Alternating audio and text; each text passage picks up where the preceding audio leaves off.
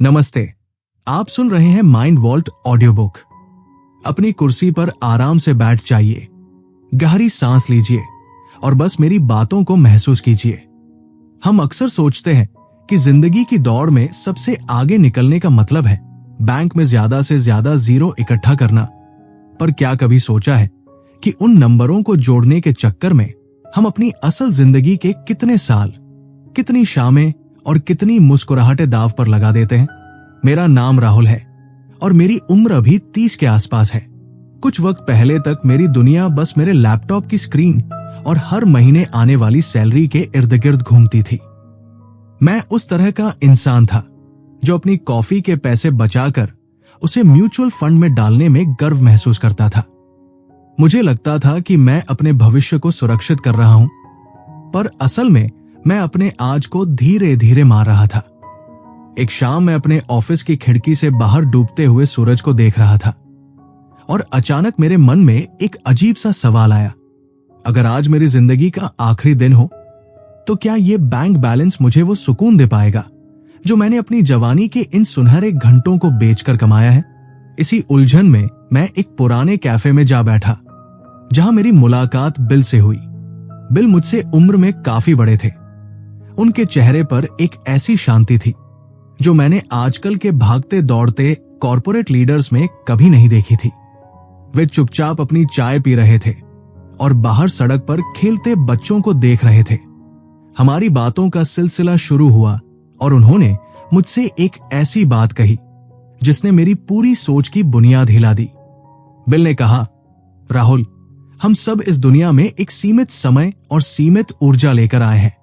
पैसा कमाना जरूरी है, पर क्या तुमने कभी सोचा है कि पैसा असल में है क्या? ये तुम्हारी मेहनत, तुम्हारे वक्त और तुम्हारी जीवन की ऊर्जा का एक बदला हुआ रूप है। अगर तुम अपनी पूरी जिंदगी बस पैसा इकट्ठा करने में लगा देते हो और अंत में तुम्हारे पास बहुत सारा धन बच जाता है, तो इसका सीधा सा मतलब यह है कि तुमने अपनी जिंदगी के कई साल मुफ्त में काम किया। तुमने वो वक्त जो तुम अपनों के साथ बिता सकते थे या जो तुम दुनिया देखने में लगा सकते थे, उसे बस उन कागज के टुकड़ों के लिए कुर्बान कर दिया जिन्हें तुम कभी इस्तेमाल ही नहीं कर पाए। उनकी ये बात मेरे दिल में घर कर गई। मैं हमेशा सोचता था कि रिटायरमेंट के बाद मैं ये करूंगा, वो करूंगा, पर बिल ने मुझे एक नया नजरिया दिया कि जिंदगी को जीने का एक सही वक्त होता है। हम अपनी सेहत, अपना समय और अपना पैसा, इन तीनों का संतुलन बिठाने में अक्सर चूक जाते हैं।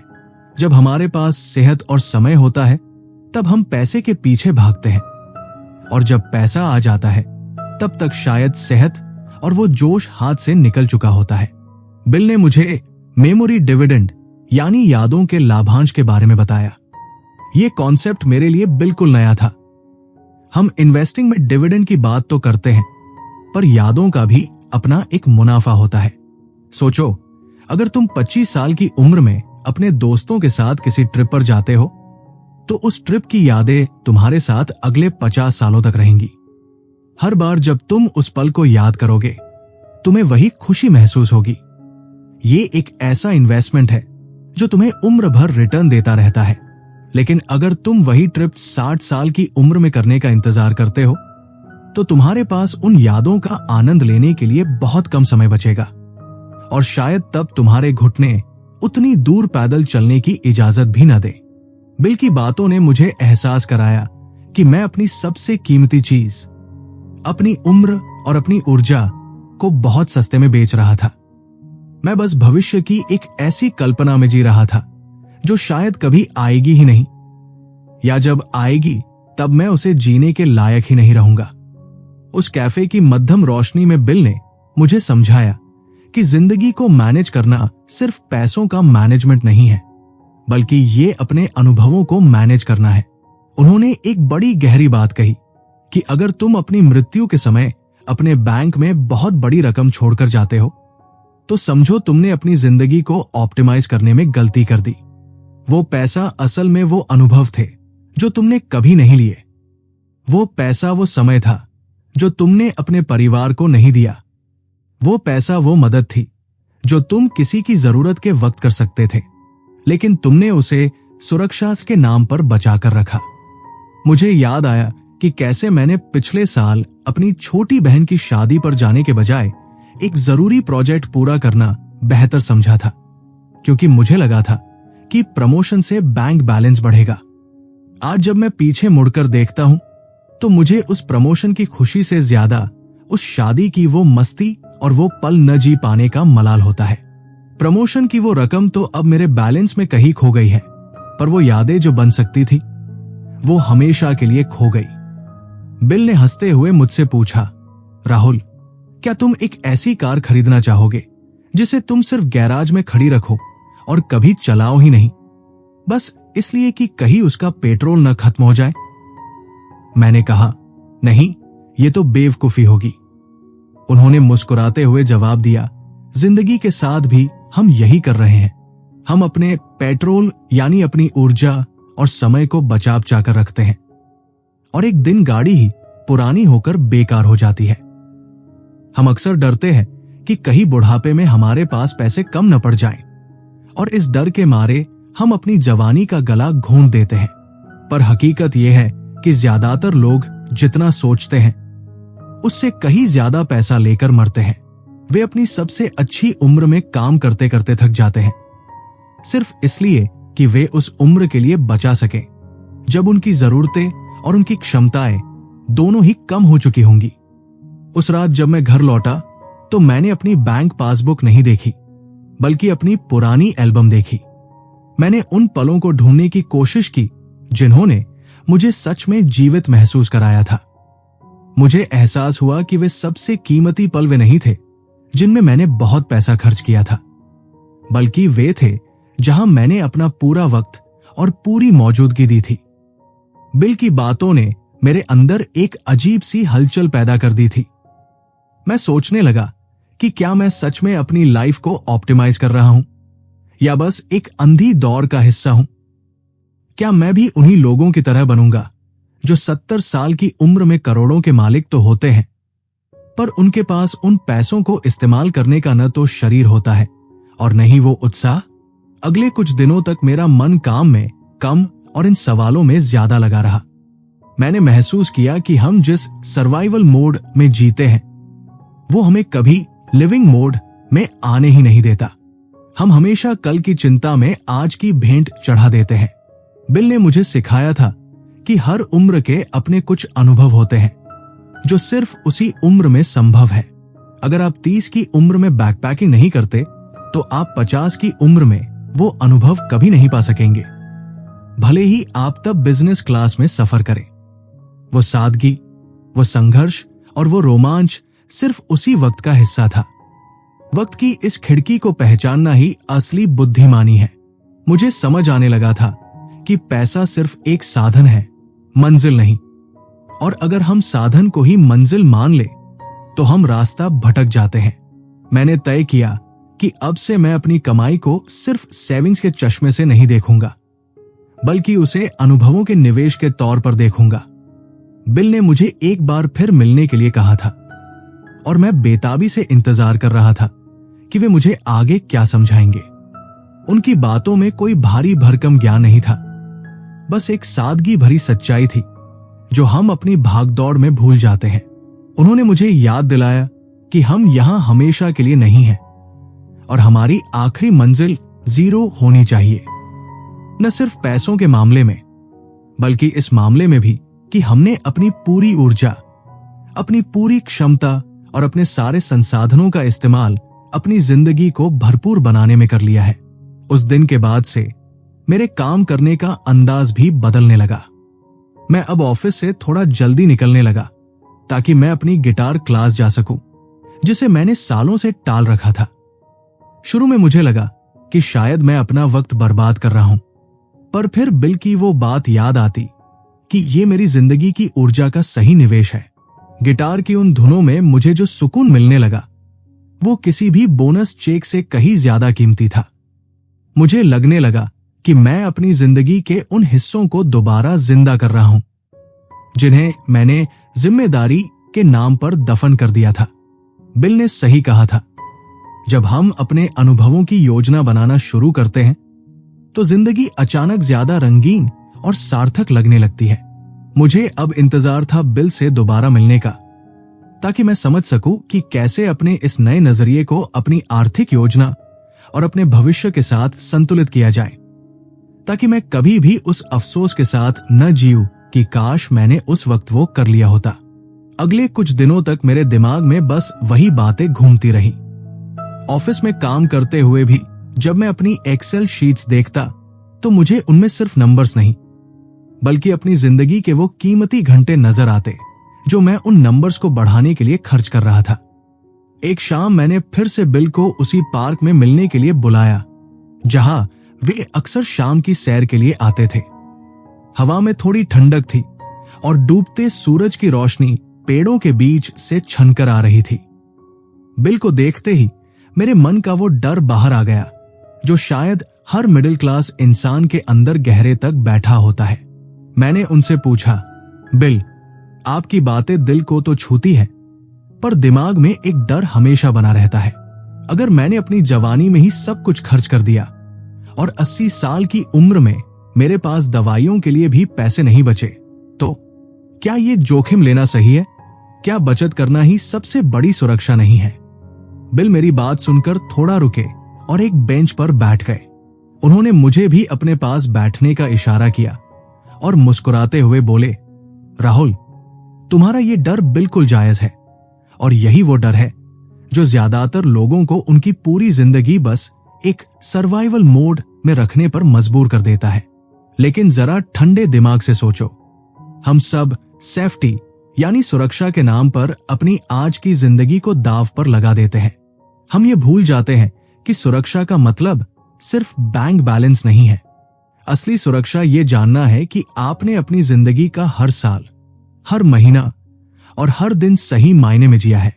तुम 80 साल की उम्र के जिस डर की बात कर रहे हो, उसके चक्कर में तुम अपनी 30, 40 और 50 की उम्र की उन क्षमताओं को खो रहे हो जो कभी वापस नहीं आएंगी। इसे ऐसे समझो कि तुम्हारे पास एक कीमती फल है जो सिर्फ आज मीठा है और तुम उसे इस डर से नहीं खा रहे कि कहीं बुढ़ापे में तुम्हें भूख न लग जाए, जबकि बुढ़ापे तक वो फल शायद सड़ चुका होगा या तुम्हारे पास उसे खाने की हिम्मत ही नहीं होगी। उन्होंने मुझे यूटिलिटी ऑफ मनी यानी पैसों की उपयोगिता के बारे में समझाया। बिल ने कहा कि हर इंसान की उम्र के साथ पैसों को अनुभव में बदलने की क्षमता कम होती जाती है। जब तुम 25 साल के होते हो तो तुम एक सस्ते हॉस्टल में रहकर भी पूरी दुनिया घूमने का आनंद ले सकते हो। तुम्हारे घुटने मजबूत है, तुम्हारी भूख तेज है और तुम्हारे अंदर नया देखने की जिज्ञासा चरम पर है। लेकिन वही पैसा जब तुम 70 साल की उम्र में खर्च करोगे तो शायद तुम सिर्फ एक महंगे होटल के कमरे में बैठकर बाहर का नजारा देख पाओगे। क्या वे दोनों अनुभव बराबर हैं? बिल्कुल नहीं। इसलिए पैसों को बचाने का मतलब ये नहीं है कि तुम उसे अपनी कब्र तक ले जाओ, बल्कि उसे उस समय खर्च करो जब उसका तुम्हारी जिंदगी पर सबसे ज्यादा असर पड़े। मैंने अपनी जेब से फोन निकाला और अपनी बैंकिंग ऐप खोली। मैंने बिल को अपना सेविंग्स अकाउंट दिखाया और कहा, देखिए, मैंने अपनी जरूरतों को बहुत कम कर दिया है ताकि ये ग्राफ ऊपर जाता रहे। बिल ने उस स्क्रीन को देखा और धीरे से सिर हिलाया। उन्होंने कहा, राहुल, ये ग्राफ ऊपर जा रहा है, पर क्या तुमने अपनी खुशियों का ग्राफ देखा है? ज्यादातर लोग अपनी मौत के वक्त अपने जीवन की सबसे बड़ी संपत्ति के साथ मरते हैं। इसका मतलब क्या हुआ? इसका मतलब ये हुआ कि उन्होंने अपनी जिंदगी के सबसे बेहतरीन सालों में बहुत ज्यादा काम किया। उन्होंने वो समय जो वे अपने बच्चों के साथ खेल सकते थे या अपनी हॉबीज को दे सकते थे, उसे बस इस ग्राफ को ऊपर ले जाने में लगा दिया। और अंत में वो पैसा किसके काम आया? शायद किसी ऐसे के जिसने उसके लिए कभी मेहनत ही नहीं की थी। अगर तुम अपनी मौत के वक्त बहुत सारा पैसा छोड़ जाते हो तो समझो कि तुमने अपनी लाइफ को अंडरलिव किया है, यानी तुमने अपनी क्षमता से बहुत कम जिया है। उनकी ये बात मुझे थोड़ा चुभी, पर इसमें एक कड़वा सच था। उन्होंने मुझे एक और कमाल की बात बताई, the 3 legs of the stool, यानी जिंदगी के 3 स्तंभ, पैसा, समय और सेहत। उन्होंने कहा कि तुम्हारी पूरी जिंदगी इन तीनों के बीच का एक संतुलन है, जब तुम जवान होते हो तुम्हारे पास समय और सेहत होती है, पर पैसा नहीं होता। जब तुम मिडिल एज में आते हो तुम्हारे पास पैसा और सेहत होती है, पर समय नहीं होता। और जब तुम बूढ़े होते हो तब तुम्हारे पास पैसा और समय तो होता है, पर सेहत साथ नहीं देती। असली समझदारी इसमें है कि तुम इन तीनों का तालमेल इस तरह बिठाओ कि जब तुम्हारे पास जो चीज हो तुम उसका भरपूर फायदा उठा सको। तुम 70 साल की उम्र तक पैसे बचाने का इंतजार नहीं कर सकते, क्योंकि तब तक शायद तुम्हारी सेहत तुम्हें उन पैसों का आनंद ही न लेने दे। पार्क में टहलते हुए बिल ने मुझे एक बूढ़े आदमी की तरफ इशारा किया जो व्हीलचेयर पर बैठे अपने पोते को देख रहे थे। बिल बोले, देखो राहुल, उस आदमी के पास शायद करोड़ों रुपए होंगे, पर क्या वो आज पहाड़ों पर चढ़ सकता है? क्या वह आज स्कूबा डाइविंग कर सकता है? नहीं, उसके लिए अब वे अनुभव सिर्फ सपने रह गए हैं। अगर उसने अपनी जवानी में ये सोचकर उन अनुभवों को टाल दिया होगा कि बाद में करेगा, तो आज उसे उन पैसों का कोई फायदा नहीं मिल रहा। इसलिए अपनी एक्सपीरियंस बकेट्स यानी अनुभवों की बाल्टियां बनाओ। तय करो कि 30 से 40 की उम्र में तुम्हें क्या करना है, 40 से 50 में क्या, और 50 के बाद क्या। कुछ चीजें सिर्फ एक खास उम्र में ही की जा सकती है, उन्हें बाद के लिए टालना अपनी जिंदगी के साथ नाइंसाफी है। उनकी इन बातों ने मेरे सोचने का तरीका ही बदल दिया। मुझे लगा कि मैं अब तक अपनी जिंदगी को एक बिजनेस की तरह चला रहा था, जहां सिर्फ मुनाफा कमाना ही लक्ष्य था। पर मैं ये भूल गया था कि जिंदगी कोई बिजनेस नहीं है जिसे अंत में किसी को बेचना है। ये एक सफर है जिसे आखिरी सांस तक पूरी तरह महसूस करना है। मैंने बिल से पूछा कि क्या इसका मतलब यह है कि मैं कल ही अपनी सारी जमा पूंजी खर्च कर दूं? बिल हंसे और बोले, नहीं राहुल, बेवकूफी और समझदारी के बीच एक महीन लकीर होती है। मैं तुम्हें अपनी सुरक्षा को नजरअंदाज करने के लिए नहीं कह रहा, बल्कि मैं तुम्हें अपनी लाइफ को ऑप्टिमाइज करने के लिए कह रहा हूं। अपनी जरूरतों का एक सही अंदाजा लगाओ और फिर देखो कि तुम्हारे पास कितना एक्स्ट्रा है जिसे तुम अपनी यादों के निवेश में लगा सकते हो।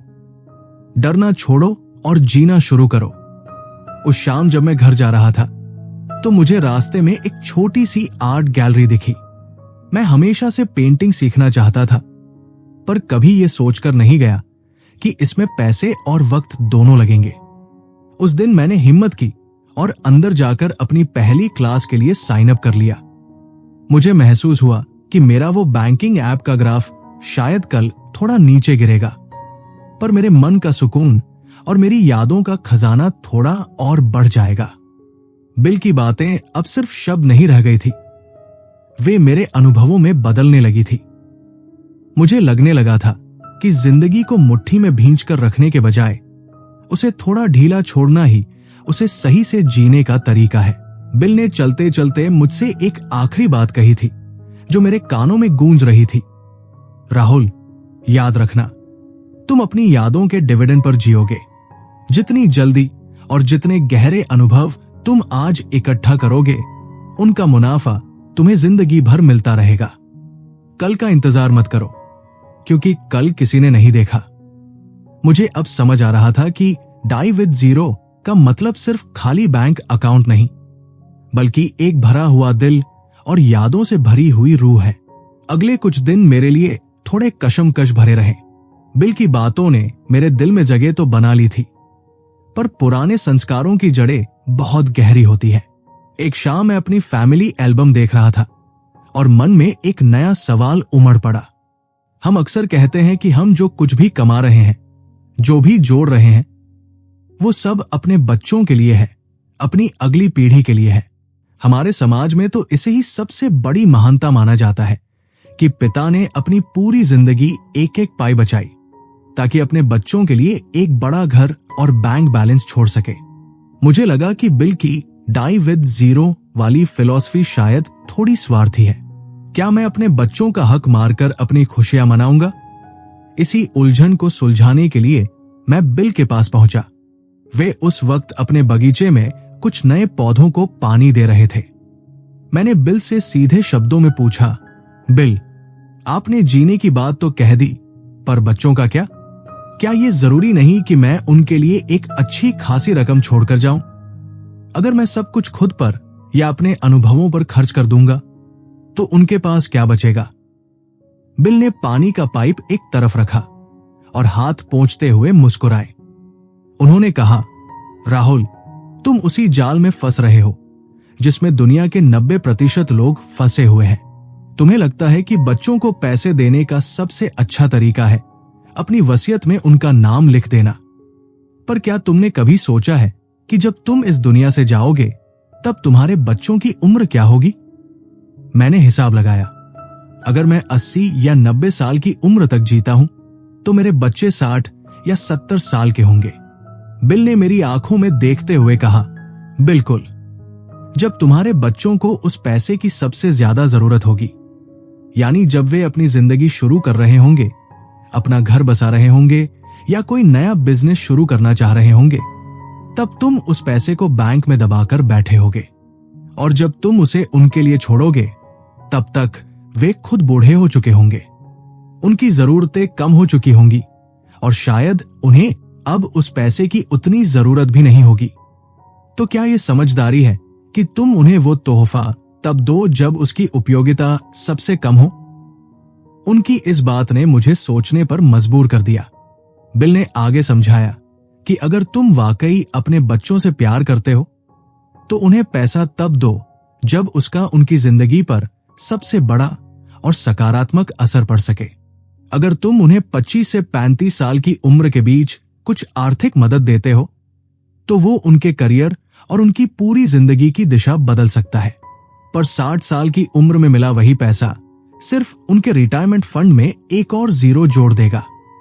बिल ने एक बहुत ही व्यावहारिक बात कही, राहुल, अपनी वसीयत के जरिए पैसा देना असल में एक इंसिडेंटल लेफ्टओवर यानी बचा कुचा हिस्सा देने जैसा है। तुम नहीं जानते कि तुम कब मरोगे, तो तुम्हें यह भी नहीं पता कि तुम कितना छोड़ोगे। तुम बस अंदाजे से पैसे बचाते रहते हो और अंत में जो बच जाता है वो उन्हें मिल जाता है। क्या यह प्यार जताने का सही तरीका है? अगर तुम योजना बनाओ और जीते जी उन्हें वो हिस्सा दे दो जो तुम उनके लिए रखना चाहते हो, तो तुम न सिर्फ उनकी मदद कर पाओगे बल्कि अपनी आंखों से उन्हें उस पैसे का आनंद लेते और अपनी जिंदगी संवारते हुए भी देख सकोगे। उस समय उनके चेहरे पर जो खुशी होगी वो तुम्हारी सबसे बड़ी मेमोरी डिविडेंड होगी। मुझे अपने चाचा जी की याद आई जिन्होंने अपनी पूरी उम्र तंगी में गुजारी ताकि अपने बेटों के लिए शहर में 3 प्लॉट छोड़ सके। आज उनके बेटे उन प्लॉट्स को लेकर आपस में लड़ रहे हैं और चाचा जी को उनकी जीते जी किसी ने उस पैसे का सुख नहीं लेने दिया। बिल ने बातों बातों में मुझे चैरिटी यानी दान के बारे में भी एक नया नजरिया दिया। उन्होंने कहा कि ज्यादातर लोग सोचते हैं कि मरने के बाद अपनी संपत्ति किसी संस्था को दे देंगे, पर सोचो, अगर आज किसी भूखे को खाने की जरूरत है या किसी बीमार को इलाज की, तो क्या 10 साल बाद तुम्हारी वसीयत से मिलने वाला पैसा आज उसके काम आएगा? पैसा जितना जल्दी सही जगह पहुंचता है उसका असर उतना ही गहरा और बड़ा होता है। वो समय के साथ कंपाउंड होता है। अगर तुम आज किसी की मदद करते हो तो वो इंसान अपनी जिंदगी बेहतर बनाकर भविष्य में और कई लोगों की मदद कर सकता है। पर अगर तुम उस पैसे को अपने पास रोके रखते हो तो तुम उस सामाजिक बदलाव को भी रोक रहे हो जो आज हो सकता था। डाई विद जीरो का मतलब स्वार्थी होना नहीं है, बल्कि ये संसाधनों का सबसे सही और समय पर इस्तेमाल करने की कला है। हम बगीचे में टहलने लगे और बिल ने मुझे पीक यूटिलिटी यानी पैसे की अधिकतम उपयोगिता के बारे में विस्तार से समझाया। उन्होंने कहा कि हर चीज का एक सही समय होता है। जैसे बच्चों को साइकिल तब चाहिए जब वे छोटे हों, न कि तब जब वे अपनी कार खरीद चुके हों। वैसे ही तुम्हारे पैसे की सबसे ज्यादा वैल्यू तब है जब वो किसी की जरूरत को उस वक्त पूरा करे जब उसके पास उसे इस्तेमाल करने की ऊर्जा और समय हो। उन्होंने मुझे एक एक्सरसाइज दी, राहुल, बैठकर ये लिखो कि तुम अपने बच्चों को कितना देना चाहते हो और किस उम्र में। फिर देखो कि क्या तुम्हें वाकई अपनी मौत तक इंतजार करने की जरूरत है तुम देखोगे कि ज्यादातर मामलों में उन्हें उस पैसे की जरूरत आज या अगले 10 सालों में है, न कि 40 साल बाद। उनकी बातों ने मेरे अंदर के उस डर को खत्म कर दिया कि मैं अपने परिवार के प्रति अपनी जिम्मेदारी नहीं निभा रहा। मुझे समझ आया कि असली जिम्मेदारी सिर्फ पैसा छोड़ जाना नहीं है, बल्कि ये सुनिश्चित करना है कि वो पैसा सही समय पर सही काम आए। मैंने सोचा कि क्यों न मैं अपनी छोटी बहन की आगे की पढ़ाई के लिए अभी से एक हिस्सा उसे दे दूं, बजाय इसके कि मैं उसे अपनी वसीयत का इंतजार करने दूं। जब मैं ये सोच रहा था तो मुझे एक अजीब सी आजादी महसूस हुई। अब मेरा पैसा मेरे नियंत्रण में था, न कि मैं उसके। बिल ने हंसते हुए एक और बात जोड़ी, और हाँ राहुल, जब तुम अपने बच्चों को अभी हिस्सा दे देते हो तो तुम एक और बोझ से मुक्त हो जाते हो। तुम साफ साफ कह सकते हो कि यह तुम्हारा हिस्सा है, अब इसे कैसे इस्तेमाल करना है ये तुम जानो। इसके बाद जो पैसा मेरे पास बचा है वो मेरी अपनी यादों और मेरे अपने अनुभवों के लिए है। इससे तुम्हारे और उनके बीच के रिश्ते में एक पारदर्शिता और ईमानदारी आती है। हम अक्सर अपने बच्चों पर यह एहसान जताते रहते हैं कि हम उनके लिए जोड़ रहे हैं, जबकि असल में हम अपने भविष्य के डर की वजह से पैसे जमा कर रहे होते हैं। बिल की फिलॉसफी ने मुझे इस पाखंड से बाहर निकाल दिया। उस शाम घर लौटते समय मैंने महसूस किया कि मेरी सोच का दायरा अब सिर्फ मेरे अपने बैंक बैलेंस से आगे बढ़ चुका है। मैं अब यह सोचने लगा था कि मैं कैसे अपनी जिंदगी की ऊर्जा को, जिसे मैंने पैसों में बदला है, सबसे प्रभावशाली ढंग से दूसरों के जीवन में और अपनी यादों में निवेश कर सकता हूं। मुझे अब यह साफ दिखने लगा था कि डाई विद जीरो एक बहुत बड़ा और उदार विजन है। ये इस बारे में है कि आप अपनी इस दुनिया की यात्रा को कितनी खूबसूरती से समाप्त करते हैं, बिना किसी पछतावे के और बिना किसी ऐसे संसाधन के जो बेकार पड़ा रह गया हो। मैंने अपने पिता को फोन किया और उनसे पुरानी यादों के बारे में बात की। मुझे एहसास हुआ कि वे पल जब हम सब साथ थे, वे किसी भी विरासत से कहीं ज्यादा कीमती थे। बिल ने मुझे सिखाया था कि विरासत पैसों की नहीं, यादों की और सही समय पर दी गई मदद की होनी चाहिए। मैं अब तैयार था अपनी जिंदगी को टाइम बकेट यानी समय के खानों में बांटने के लिए, ताकि मैं हर उम्र का पूरा रस ले सकूं और सही समय पर अपनी जिम्मेदारियों को भी हंसते हंसते निभा सकूं। अगली सुबह जब मैं सोकर उठा तो मेरे मन में एक अजीब सी बेचैनी थी। बिल की बातों ने मेरे पुराने धर्रे को तो हिला दिया था, पर अब सवाल यह था कि इसे लागू कैसे करूं। हम सब के पास एक बकेट लिस्ट होती है, उन चीजों की फहरिस्त जो हम अपनी जिंदगी में कभी न कभी करना चाहते हैं। मैंने भी एक डायरी में ऐसी ही कुछ बातें लिख रखी थी।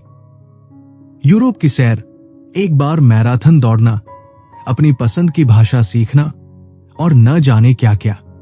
पर जब मैंने उस लिस्ट को ध्यान से देखा तो मुझे एहसास हुआ कि मैं उन सब चीजों को रिटर्न के लिए बचा कर रख रहा था। मुझे लगा कि बिल से इस बारे में बात करनी चाहिए। शाम को मैं उनके घर पहुंचा। वे अपने लिविंग रूम में एक बड़ा सा नक्शा फैलाए बैठे थे। मुझे देखते ही वे बोले, आओ राहुल, देखो मैं क्या कर रहा हूं। मैं अपनी अगली ट्रिप प्लान कर रहा हूं, पर यह कोई आम ट्रिप नहीं है। मैं इसे अपने टाइम बकेट में फिट करने की कोशिश कर रहा हूं। मैंने थोड़ा हैरान होकर पूछा, टाइम बकेट? ये क्या भला है? मैंने बकेट लिस्ट तो सुना है, पर यह कुछ नया लग रहा है। बिल ने नक्शा एक तरफ रखा और सोफे पर आराम से बैठ गए। वे बोले, राहुल, बकेट लिस्ट एक बहुत ही दोषपूर्ण आइडिया है। लोग बस अपनी इच्छाओं का ढेर लगा लेते हैं और सोचते हैं कि जब उनके पास फुर्सत होगी तब वे एक एक करके इन्हें पूरा करेंगे। पर वे एक बहुत बड़ी सच्चाई भूल जाते हैं। इंसानी शरीर और उसकी ऊर्जा, समय के साथ तुम्हारी क्षमताएं बदलती हैं। जो तुम 30 साल की उम्र में कर सकते हो, वो शायद तुम 60 की उम्र में न कर पाओ। इसलिए अपनी पूरी जिंदगी को 5 या 10 साल के टाइम बकेट्स में बांट दो। 30 से 40 का एक बकेट, 40 से 50 का दूसरा, और इसी तरह आगे। उन्होंने मुझे समझाया कि हमें अपनी इच्छाओं को इन बकेट्स में डालना चाहिए, उनकी फिजिकल डिमांड के हिसाब से। सोचो राहुल, उन्होंने थोड़ा हंसते हुए कहा, अगर तुम्हारी लिस्ट में हिमालय की ट्रेकिंग है तो उसे तुम किस बकेट में डालोगे? 70 से 80 वाले में? जाहिर है नहीं। उसके लिए तुम्हें आज की सेहत और आज के पैरों की ताकत चाहिए।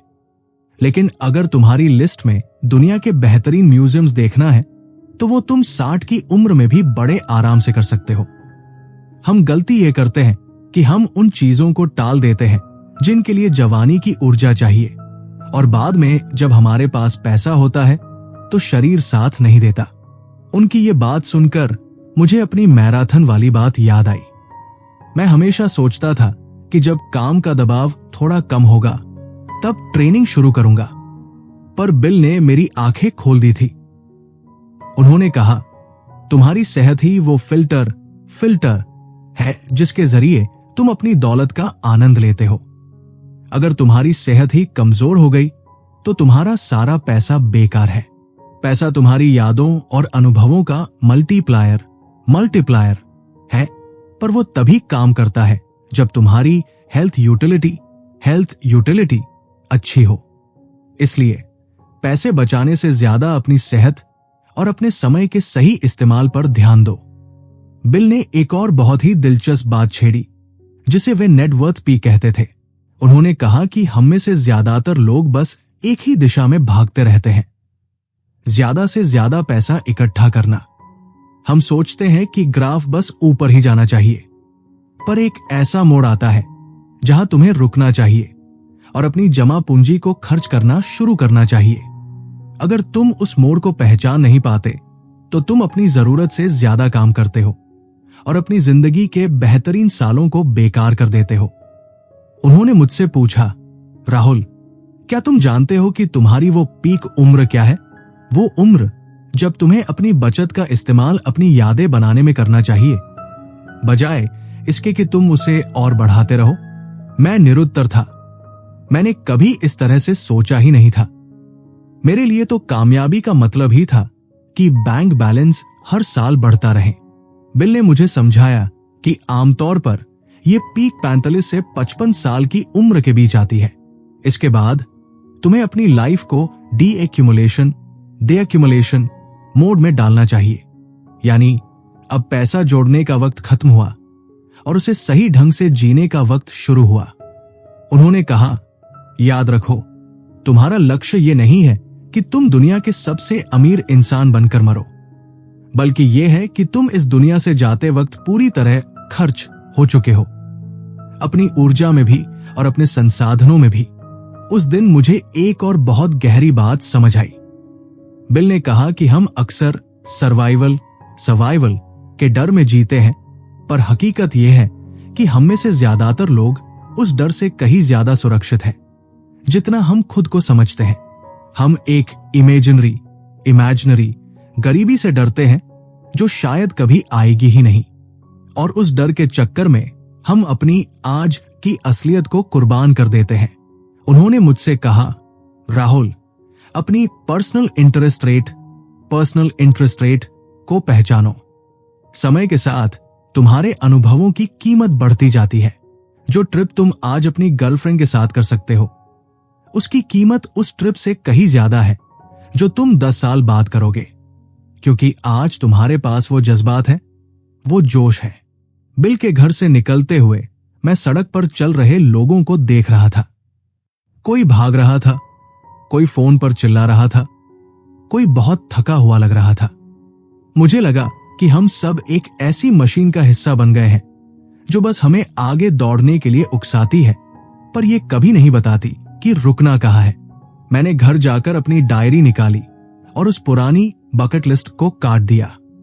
उसकी जगह मैंने टाइम बकेट्स बनाना शुरू किया। मैंने उन चीजों को पहले लिखा जो मैं अगले 5 सालों में कर सकता हूं, क्योंकि मुझे पता था कि 5 साल बाद मेरा शरीर और मेरी प्राथमिकताएं बदल जाएंगी। मुझे अपनी मां की याद आई। वे हमेशा कहती थी कि जब पापा रिटायर होंगे तब वे दोनों तीर्थ यात्रा पर जाएंगे, पर पापा के रिटायरमेंट तक मां के घुटनों में इतना दर्द रहने लगा कि वे ज्यादा चल ही नहीं पाती थी। आज उनके पास पैसा भी है और समय भी, पर वो सेहत नहीं है जिससे वे उन जगहों का आनंद ले सके। बिल की बातें मेरे सामने एक जीती जागती मिसाल की तरह खड़ी थी। मैंने महसूस किया कि डाई विद जीरो का रास्ता चुनना असल में एक बहुत बड़ी हिम्मत का काम है। ये समाज के बनाए हुए नियमों के खिलाफ जाने जैसा है। लोग आपको बेवकूफ कह सकते हैं। वे कह सकते हैं कि आप अपने भविष्य के साथ खिलवाड़ कर रहे हैं, पर बिल ने मुझे सिखाया था कि सबसे बड़ा खिलवाड़ तो अपने वर्तमान के साथ करना है। अपनी हर एक सांस और अपने हर एक घंटे का हिसाब रखना ही सच्ची फाइनेंशियल प्लानिंग है। उस रात मैं बहुत सुकून से सोया। मुझे अब ये फिक्र नहीं थी कि 10 साल बाद मेरे पास कितने करोड़ होंगे। मुझे फिक्र इस बात की थी कि कल सुबह मैं अपनी जिंदगी का कौन सा नया अनुभव अपनी यादों के बैंक में जमा करने वाला हूं। बिल ने मुझे जीना सिखा दिया था, सिर्फ गुजारा करना नहीं। मैंने तय कर लिया था कि मैं अपनी नेटवर्थ पीक को पहचानूंगा और अपनी जिंदगी को एक ऐसी कहानी बनाऊंगा जिसमें कोई भी पन्ना कोरा न रह जाए। एक हफ्ता बीत चुका था और मेरी पूरी दिनचर्या बदल गई थी। अब मैं सुबह उठकर सबसे पहले अपनी एक्सेल शीट नहीं खोलता था, बल्कि बालकनी में खड़े होकर उगते हुए सूरज को देखता था और महसूस करता था कि आज की इस धूप की यूटिलिटी मेरे लिए क्या है। पर सच कहूं तो मन का एक कोना अब भी डरा हुआ था। वो मिडिल क्लास संस्कार रह रहकर कचोटते थे। एक शनिवार की दोपहर मैं बिल से मिलने उनके घर गया। वे अपने गैराज में अपनी पुरानी मोटरबाइक की सफाई कर रहे थे। मुझे देखते ही उन्होंने एक कपड़ा मेरी तरफ फेंका और बोले, राहुल, आज तुम मेरी मदद करोगे। इस मशीन को देखो, ये 20 साल पुरानी है, पर आज भी वैसी ही चमकती है, क्योंकि मैंने इसे कभी सिर्फ सजाकर नहीं रखा, इसे चलाया है। मैंने बाइक पोंछना शुरू किया और अपनी उलझन उनके सामने रख दी। मैंने कहा, बिल, आपने डाई विद जीरो की बात कही। मैंने टाइम बकेट्स भी बना लिए, पर क्या आपको नहीं लगता कि ये सब थोड़ा रिस्की है? अगर मैं अपनी बचत को आज के अनुभवों में झोंक दूं और अंत में मेरे पास कुछ न बचे, तो वो सर्वाइवल का डर मुझे सोने नहीं देता। क्या होगा अगर मैं अपनी पूरी प्लानिंग के बाद भी ज्यादा जी गया? बिल रुक गए और बाइक के हैंडल को पकड़कर बोले, राहुल, तुम रिस्क की बात कर रहे हो? रिस्क तो उसमें है जो तुम अभी कर रहे हो। तुम अपनी जिंदगी के सबसे कीमती साल, अपनी जवानी को एक ऐसे भविष्य के लिए गिरवी रख रहे हो जो शायद कभी आएगा ही नहीं। इसे एसिमेट्रिक रिस्क कहते हैं। जब तुम जवान होते हो तो तुम्हारे पास खोने के लिए कम और पाने के लिए पूरी दुनिया होती है। अगर तुम आज कोई बड़ा अनुभव लेने के लिए पैसे खर्च करते हो और मान लो कि तुम्हारी बचत थोड़ी कम भी हो जाती है, तो तुम्हारे पास उसे दोबारा कमाने की पूरी क्षमता और वक्त है। पर अगर तुम 80 साल की उम्र में यह महसूस करते हो कि तुमने जीना ही भूल गया, तो उस नुकसान की भरपाई कोई पैसा नहीं कर सकता। उन्होंने मुझे इंश्योरेंस और एन्युइटी के बारे में एक बड़े ही अलग नजरिए से समझाया। बिल ने कहा, देखो, हम इंश्योरेंस क्यों लेते हैं? ताकि किसी अनहोनी से बच सके। तो फिर तुम अपनी बुढ़ापे की जरूरतों के लिए एक ठोस सेफ्टी नेट क्यों नहीं बनाते? और उसके ऊपर जो कुछ भी है उसे खर्च करने की इजाजत क्यों नहीं मान लेते? लोग अक्सर अपनी पूरी संपत्ति को ही सेफ्टी नेट मान लेते हैं और उसे कभी हाथ नहीं लगाते।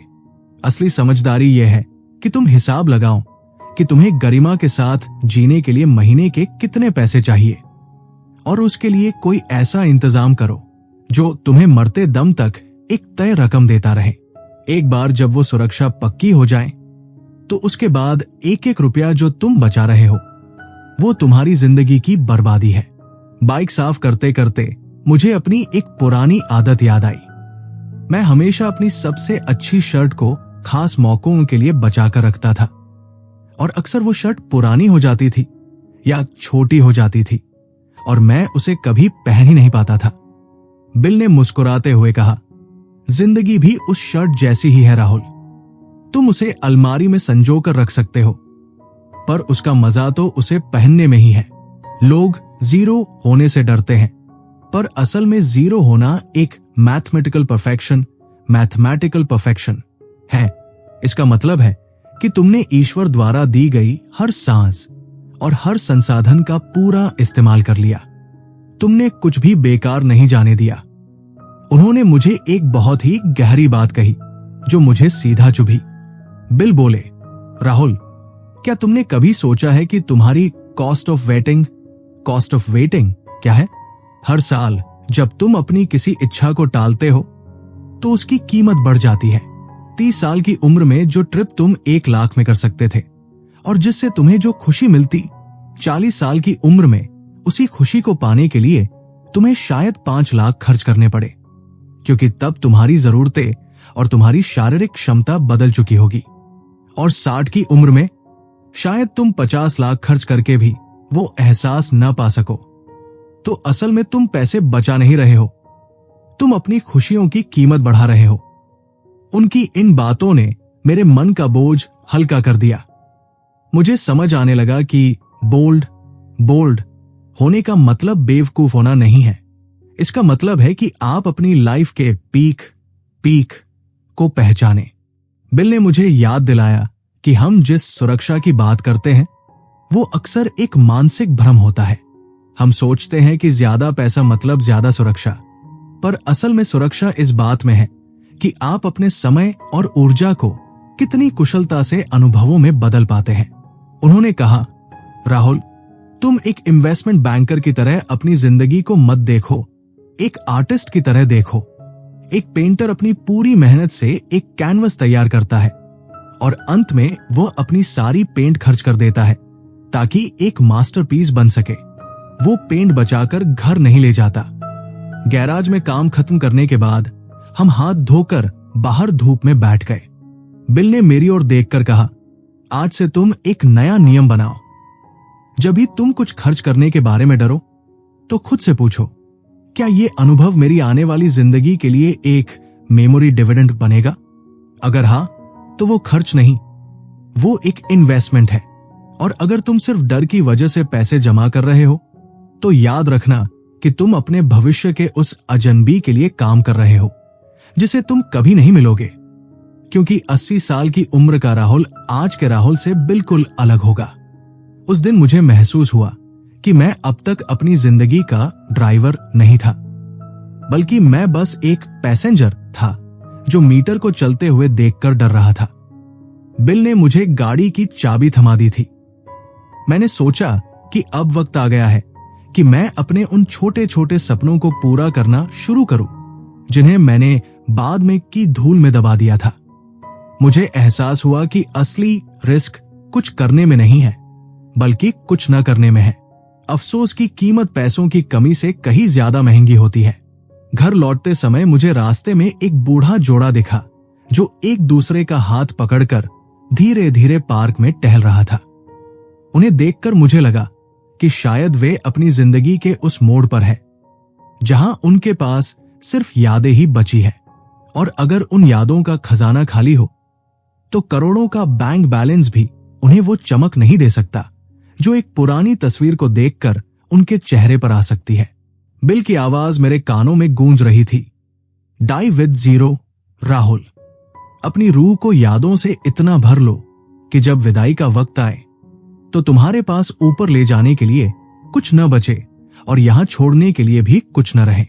माइंड वॉल्ट ऑडियो बुक पर यह कहानी अब एक ऐसे मोड़ पर आ गई थी जहां थ्योरी खत्म हो रही थी और प्रैक्टिकल जिंदगी शुरू हो रही थी। मुझे अब अपनी लाइफ का ऑप्टिमाइजेशन साफ दिखाई दे रहा था। मैं समझ गया था कि पैसा सिर्फ एक ईंधन है और गाड़ी चलाने का मजा रास्ते में है, न कि मंजिल पर पहुंचकर पेट्रोल बचाने में। आज 1 साल बीत चुका है और जब मैं पीछे मुड़कर देखता हूं तो मुझे वो पुराना राहुल एक अजनबी सा लगता है। वही राहुल जो हर वक्त अपनी मोबाइल स्क्रीन पर शेयर मार्केट के ग्राफ देखता रहता था और हर खर्च को एक बोझ समझता था। आज मैं अपनी बालकनी में बैठा हूं और हाथ में गिटार है। मैं कोई बहुत बड़ा म्यूजिशियन नहीं बन गया हूं, पर अब मेरी शामें सिर्फ ऑफिस की थकान में नहीं गुजरती। बिल की उन बातों ने मेरे अंदर के उस डरे हुए छोटे बच्चे को शांत कर दिया है जो हमेशा अभाव की चिंता में रहता था। अब मैं समझ गया हूं कि जिंदगी को बचा कर रखना उसे सुरक्षित करना नहीं, बल्कि उसे बर्बाद करना है। हम सब एक ऐसी रेस में भाग रहे हैं जहां अंत में मिलने वाला मेडल 0 है, पर हम उस 0 के मतलब को ही गलत समझ बैठे थे। आज जब मैं अपनी बैंक स्टेटमेंट देखता हूं तो मुझे उसमें सिर्फ नंबर्स नहीं दिखते। मुझे दिखता है कि पिछले महीने मैंने अपनी मां को उनके मनपसंद हिल स्टेशन की सैर कराई, जहां वे सालों से जाना चाहती थी। उस ट्रिप पर जब उन्होंने पहली बार बादलों को इतने करीब से देखा तो उनकी आंखों में जो चमक थी वो मेरे लिए सबसे बड़ा रिटर्न ऑन इन्वेस्टमेंट था। बिल ने सही कहा था, अगर मैं उनके लिए वो पैसे वसीयत में छोड़ देता तो शायद तब तक उनकी आंखें इतनी साफ न होती या उनके पैरों में वो दम न होता। उस अनुभव ने मुझे एक ऐसा मेमोरी डिविडेंड दिया है जो मरते दम तक मेरी रूह को सुकून देता रहेगा। जब भी मैं उस पल को याद करता हूं मुझे वही ताजगी महसूस होती है। ये एक ऐसा मुनाफा है जिस पर कोई टैक्स नहीं लगता और जिसकी वैल्यू समय के साथ कम नहीं होती बल्कि बढ़ती जाती है। जिंदगी के इस सफर में हम अक्सर पोजेशन यानी सामान इकट्ठा करने को ही उपलब्धि मान लेते हैं। हम बड़ा घर, बड़ी गाड़ी और महंगे गैजेट्स के पीछे भागते हैं, पर बिल ने मुझे सिखाया कि असल दौलत आपके अनुभवों में छिपी है। सामान तो पुराना हो जाएगा, टूट जाएगा या आप उससे बोर हो जाओगे, पर जो एहसास आपने जिया है, जो रोमांच आपने महसूस किया है, उसे आपसे कोई नहीं छीन सकता। अब मेरा पूरा नजरिया ही बदल गया है। अब मैं यूटिलिटी की भाषा में सोचता हूं। अगर मेरे पास कुछ एक्स्ट्रा पैसे हैं तो मैं ये नहीं सोचता कि इसे किस फंड में डालूं, बल्कि मैं ये सोचता हूं कि इस वक्त मेरी उम्र और मेरी सेहत के हिसाब से कौन सा ऐसा अनुभव है जो मैं ले सकता हूं और जो 10 साल बाद शायद मुमकिन न हो। बिल और मैं कल आखिरी बार मिले थे। वे शहर छोड़कर अपने पुश्तैनी गांव जा रहे थे। उन्होंने मुझसे कहा, राहुल, याद रखना कि जिंदगी एक इम्पॉसिबल टास्क है।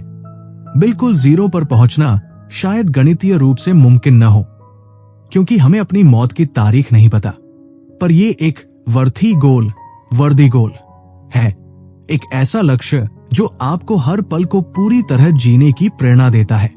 हम सब यहां सिर्फ मुसाफिर हैं, और मुसाफिर वही समझदार है जो अपना सारा सामान मंजिल तक पहुंचने से पहले इस्तेमाल कर ले, ताकि अंत में बोझ हल्का रहे। उनकी आंखों में वो शरारत भरी मुस्कान थी जो मुझे हमेशा हिम्मत देती थी। वे जानते थे कि उन्होंने मुझे सिर्फ पैसे मैनेज करना नहीं, बल्कि अपनी लाइफ एनर्जी को मैनेज करना सिखा दिया है। कई लोग मुझे कहते हैं कि मैं बहुत लापरवाह हो गया हूं, कि मैं अपने भविष्य की चिंता नहीं कर रहा, पर सच तो यह है कि अब मैं अपने भविष्य के प्रति ज्यादा जिम्मेदार हूं। मैंने अपनी एन्युइटी और अपनी जरूरतों का एक ऐसा ढांचा तैयार कर लिया है जो मुझे एक गरिमापूर्ण बुढ़ापा देगा, पर उसके ऊपर जो कुछ भी है उसे मैं अब डेड मनी नहीं रहने देता। मैंने अपनी बहन की पढ़ाई में मदद की। मैंने अपने पुराने दोस्तों के साथ वो ट्रिप प्लान की जो हम कॉलेज के दिनों से टाल रहे थे, और मैंने खुद को वो छोटी छोटी खुशियां देना शुरू किया जो पहले मुझे वेस्टेज लगती थी। मुझे एहसास हुआ कि जब हम दूसरों की मदद करते हैं या अपनों के साथ वक्त बिताते हैं तो वो पैसा असल में अपनी मैक्सिमम पोटेंशियल को छूता है। बैंक में पड़ा पैसा तो बस सोया हुआ है, वो जागता तब है जब वो किसी के चेहरे पर मुस्कान लाता है। हम जिस समाज में रहते हैं वहां बचत को एक धर्म की तरह पूजा जाता है, पर कोई ये नहीं बताता कि उस बचत का मकसद क्या है। हम बस जमा करते जाते हैं, जैसे कोई चींटी पूरी गर्मी दाने इकट्ठे करती है और अंत में कोई और ही उन दानों को खा जाता है। डाई विद जीरो की फिलॉसफी स्वार्थ नहीं, बल्कि एक गहरी करुणा है, खुद के प्रति और उन लोगों के प्रति जिन्हें हम प्यार करते हैं। ये इस डर को खत्म कर देती है कि कहीं मेरे पास कम न पड़ जाए। ये हमें बताती है कि जितना भी है वो पर्याप्त है अगर आप उसे सही समय पर सही जगह इस्तेमाल करना जानते हैं। ये हमें ऑटो पायलट मोड से बाहर निकालती है और हमें अपनी जिंदगी का सचेत पायलट बनाती है। आज शाम जब सूरज ढल रहा है, मैं अपनी बालकनी से नीचे सड़क पर भागते हुए लोगों को देखता हूं। मुझे उन पर गुस्सा नहीं आता, बल्कि एक हमदर्दी महसूस होती है। मैं चाहता हूं कि मैं चिल्लाकर कहूं, ठहरो, जरा सांस लो। तुम जिस चीज के पीछे अपनी पूरी जवानी लुटा रहे हो, वो तुम्हें अंत में वो नहीं दे पाएगी जो तुम आज एक सुकून भरी शाम में पा सकते हो। अपनी टाइम बकेट्स को पहचानो, अपने शरीर की पुकार सुनो। जो काम आज हो सकता है उसे उस उम्र के लिए मत छोड़ो जब शायद तुम बिस्तर से भी न उठ पाओ। वक्त की रेत बहुत तेजी से फिसल रही है और हम सब उसे मुट्ठी में भींचने की कोशिश कर रहे हैं, जबकि समझदारी उसे अपने चेहरे पर महसूस करने में है। मेरे गिटार की धुन अब थोड़ी और साफ हो गई है। मैं अब परफेक्शन के पीछे नहीं भागता, मैं बस उस पल के आनंद में डूबा रहता हूं। बिल ने मुझे सिखाया था कि जिंदगी का हर हिस्सा, चाहे वो संघर्ष हो, मेहनत हो या आराम, सबका अपना एक पीक होता है। अगर आप अपने काम से प्यार करते हैं तो उसे जी भर के करें, पर इसलिए नहीं कि आप दुनिया के सबसे अमीर इंसान बनना चाहते हैं, बल्कि इसलिए कि वो काम आपको अर्थ देता है। और जब वो काम आपकी जिंदगी के बाकी हिस्सों को निगलने लगे तो वही रुक जाना ही बहादुरी है। अपनी नेटवर्थ को अपनी सेल्फ वर्थ से मत जोड़ो।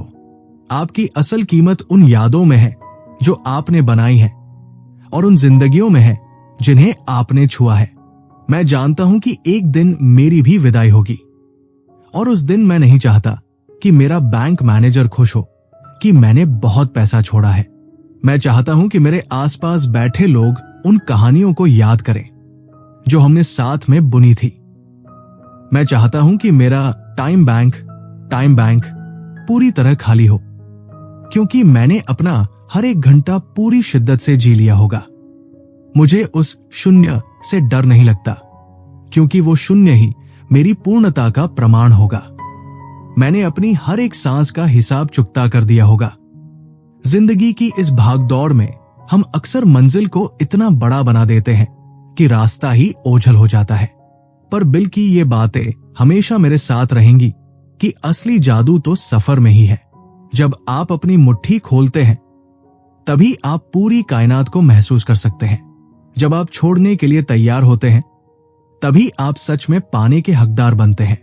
डाई विद जीरो महज एक वित्तीय सलाह नहीं है, ये एक आध्यात्मिक जागृति है जो हमें याद दिलाती है कि हम यहां मालिक बनने नहीं बल्कि मुसाफिर बनने आए हैं। अब रात घनी हो रही है और शहर की रोशनियां टिमटिमा रही है।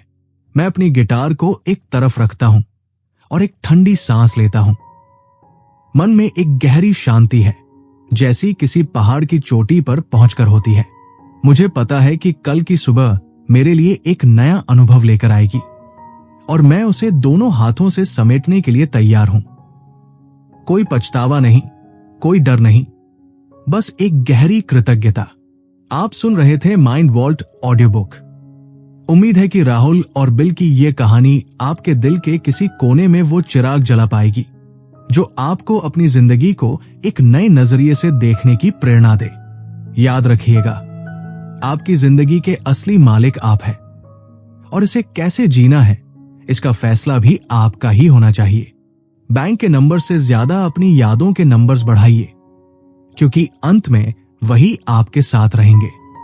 शांत रहिए, खुश रहिए और अपनी जिंदगी के हर पल को पूरी गहराई से महसूस कीजिए। अलविदा, फिर मिलेंगे एक नई कहानी और एक नए एहसास के साथ।